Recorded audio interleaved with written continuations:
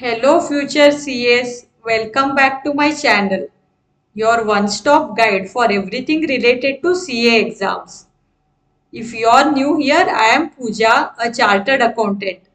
I have experience of working for Ernst& Young and KPMG, and I help CA aspirants like you succeed with practical tips, strategies and support.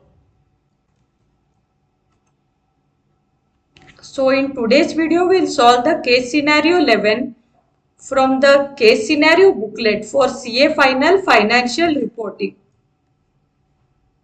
So I have created a separate playlist as solving MCQs from the case scenario booklet. There I will be adding all the videos relating to solving MCQs from the case scenario booklet for CA Final FR. The link to that playlist is added in the description below. You can access it from there. So guys, when you visit my channel in the playlist section, you can see there is a separate playlist for CA final exam. And there is also playlist for CA final auditing, CA final AFM. And also there is a playlist for this case scenario booklet where I'll be adding more videos by solving the case scenario questions.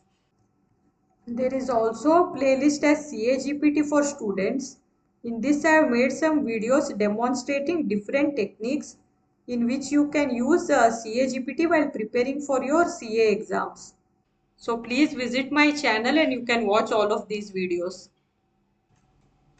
So first let's read out this case scenario.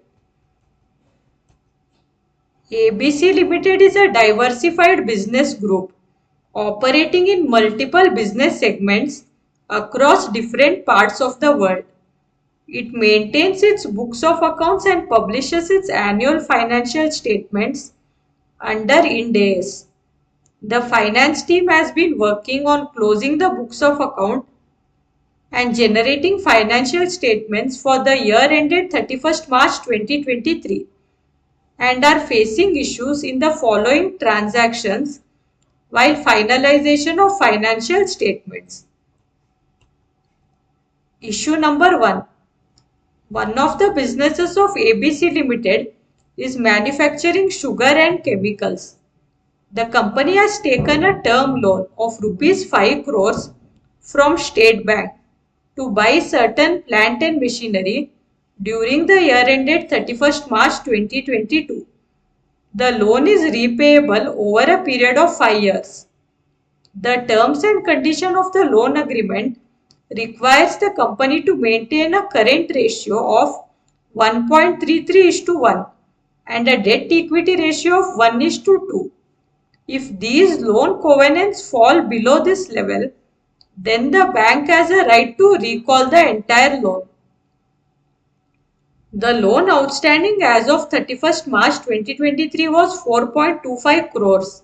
The current ratio of ABC Limited was 1:1 and the debt equity ratio was 0.5:2.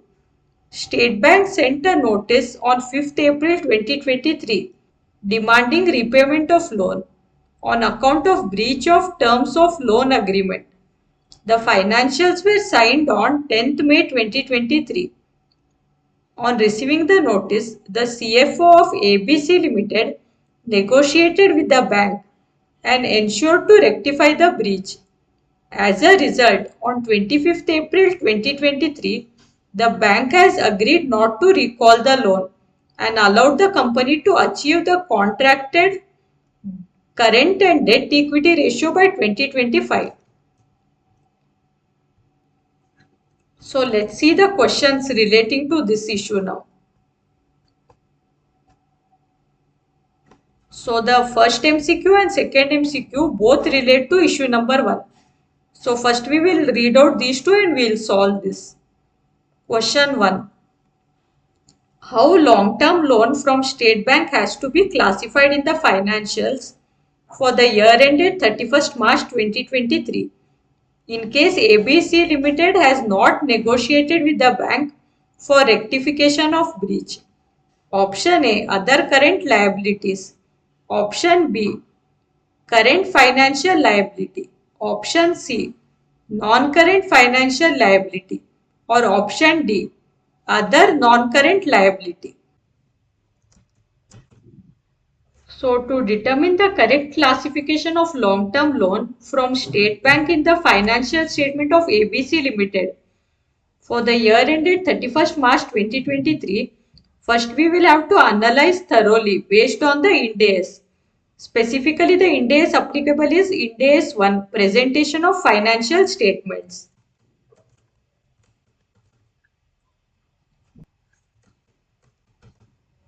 So first let's see some given data.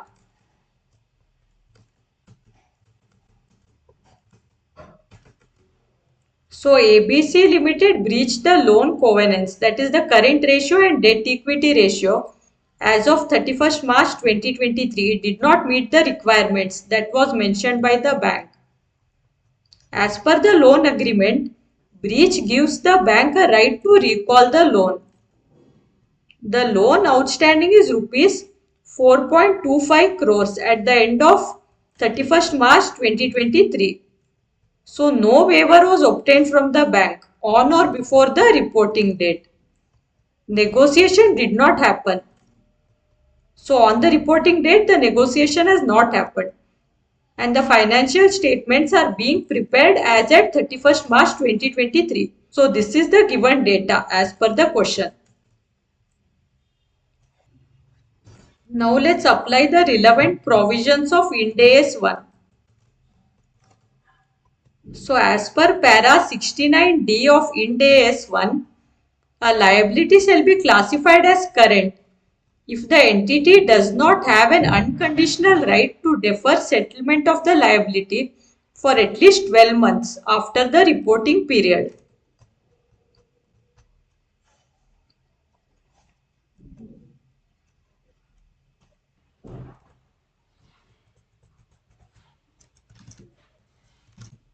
And as per Ind AS 1 para 74, if a breach of a material provision of a long-term loan arrangement occurs on or before the end of the reporting period, with the effect that the liability becomes payable on demand, in that case the liability will be classified as current liability.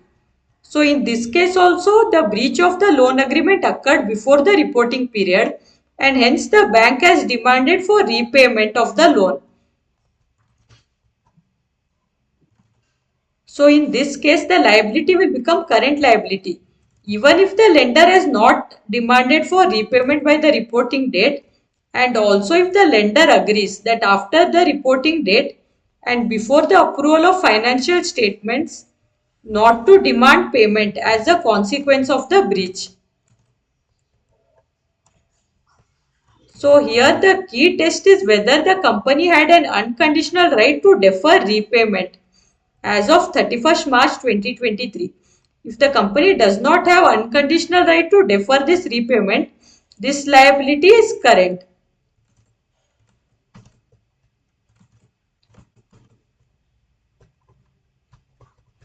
So applying these concepts of Ind AS to the case given in hand,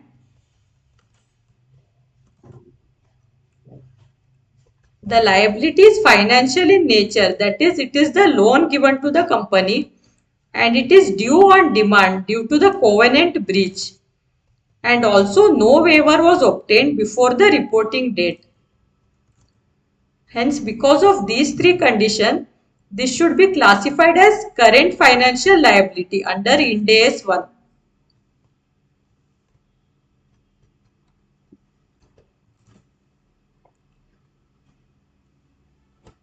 So now let's see the classification under balance sheet. So now we will see as to why the other options are not applicable. Option A, other current liabilities. So this is not appropriate because this category is for non-financial items like taxes, provisions, advances from customers, etc. But in this case, it is a financial item, that is the loan. Option B, current financial liability. This is the correct option because the loan is financial in nature and it is repayable on demand due to the covenant breach. Then option C, non-current financial liability. This is also incorrect because the entity does not have an unconditional right to defer the loan. Because it has breached the covenant conditions, it has to immediately repay the loan. Option D, other non-current liability. This is also incorrect again because this is not a non-financial or deferred revenue type item.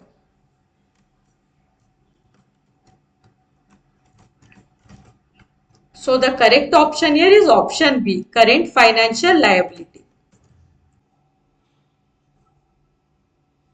Question number 2. After negotiation with State Bank, how long-term loan has to be classified in the financials for the year ended 31st March 2023? Option A, other current liabilities.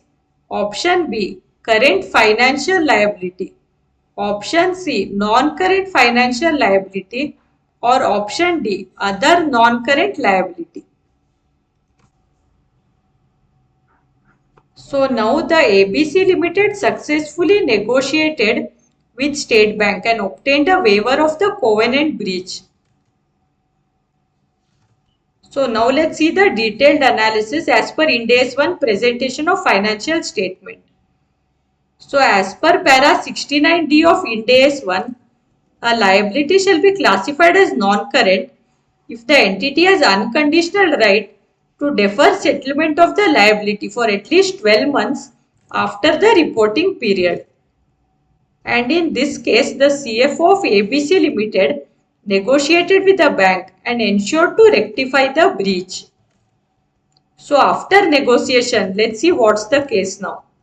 So the bank has agreed not to recall the loan and it has also allowed the ABC Limited to achieve the contracted current and debt equity ratio by 2025. Hence, as a consequence of this negotiation, the liability retains its non-current nature.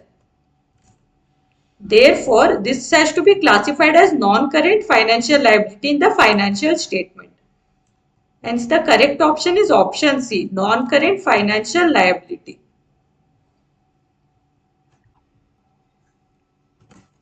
Now, let's read out the issue number 2. ABC Limited has inventory of raw material Y of 10,000 units as at 31st March 2024 with the carrying amount of rupees 100 each. The current market value of the raw material is rupees 95 each. ABC Limited will use raw material to manufacture a component for a customer. The conversion cost for making the finished goods would be rupees 130 each. ABC Limited estimates cost to completion and sale of rupees 50 each, and the selling price for the component is estimated to be rupees 290 each.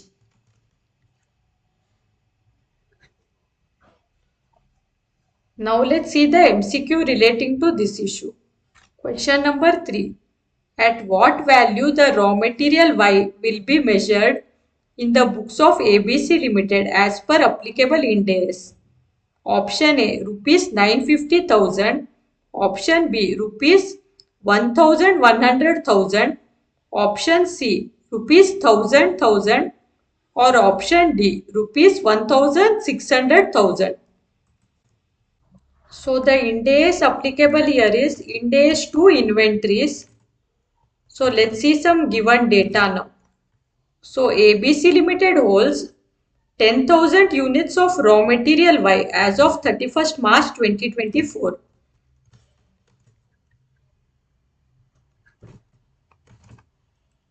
The carrying amount is rupees 100 per unit. So the total carrying amount is rupees 1,000. Current market price of raw material is rupees 95 per unit. The raw material will be used to make a component. Let's see the cost for this. Conversion cost is rupees 130. Estimated cost to complete and sell rupees 50. And the estimated selling price is rupees 290. So let's see the relevant provisions of Ind AS 2 inventory. So as per para 32 of Ind AS 2, the raw materials which will be used in the production of final goods are not written down below the cost. If the finished products in which they will be incorporated, they are expected to be sold at or above the cost. So if the raw material which is held and it is used for finished goods, and the goods finally in which they are incorporated, they are sold at cost or above. In that case, the value of the raw material will not be written down below the cost.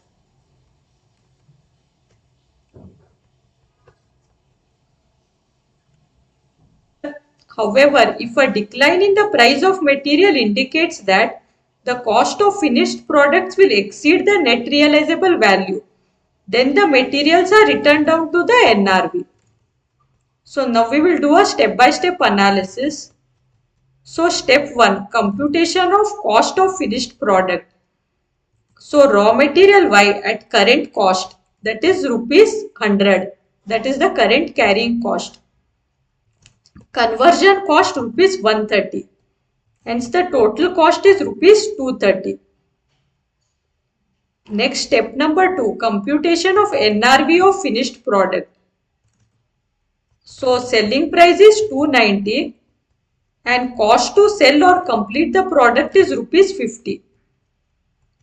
Hence the NRV will be 290 minus 50, that is 240. Now step number 3 will be to compare the cost and NRV. So cost of finished goods is rupees 230 and NRV of finished goods is rupees 240. So in this case, the net realizable value is greater than the cost, hence the finished goods will be profitable.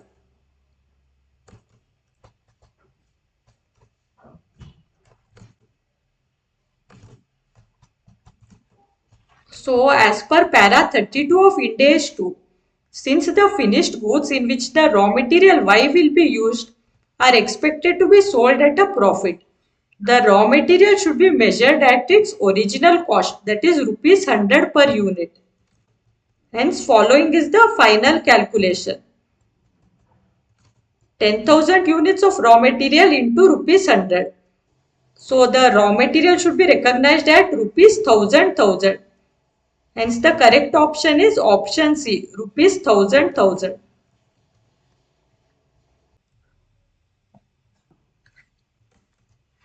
Issue number 3. ABC Limited sold machinery Z for rupees 900,000 to a new customer. To get into long-term relationship with the customer, the terms of sale also include after-sale service to be provided for the next 3 years free of cost. The company also sells service contract separately where the customer buys it after the initial warranty period at rupees 100,000. Now let's see the MCQ relating to this issue. Question number 4. How should the revenue be recognized in the books of accounts for the sale of machinery Z? Option A. Rupees 900,000 is to be recognized as revenue in the year of sale. Option B. Rupees 900,000 is to be recognized at the end of 3 years after sale. Option C. Rupees 900,000 is to be recognized in the year of sale and rupees 100,000 is to be spread over the next 3 years. Option D. Rupees 810,000 is to be recognized in the year of sale and rupees 90,000 to be spread over the next 3 years. So the applicable Ind AS here is Ind AS 115, revenue from contracts with customers. So let's see some given data. ABC Limited sells machinery Z to a new customer for rupees 900,000. The sale includes free after sales service for 3 years. ABC Limited sells this service separately for rupees 100,000 if purchased individually after warranty. So now we will apply the relevant concepts of Ind AS 115. So step 1 will be to identify the contract. So in this case, a valid contract exists. That is the sale of machinery plus 3 years of after sales service. Next, step number 2, identify performance obligation. So here there are two distinct performance obligation. First is the sale of machinery Z and next is after sale service of 3 years.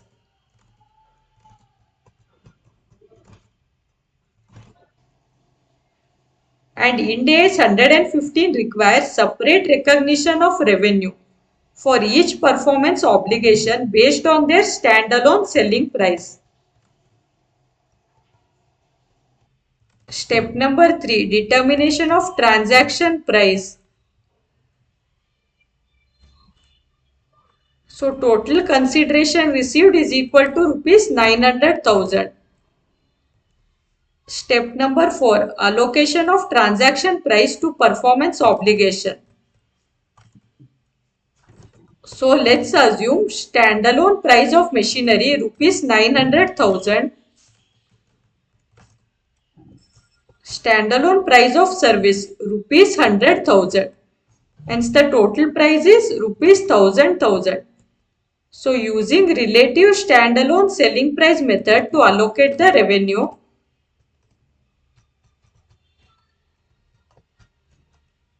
for machinery it will be rupees 9 lakh into 9 lakh divided by 10 lakh,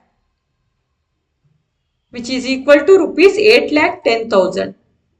Similarly for service, it will be rupees 9 lakh into rupees 1 lakh divided by 10 lakhs, which is equal to rupees 90,000.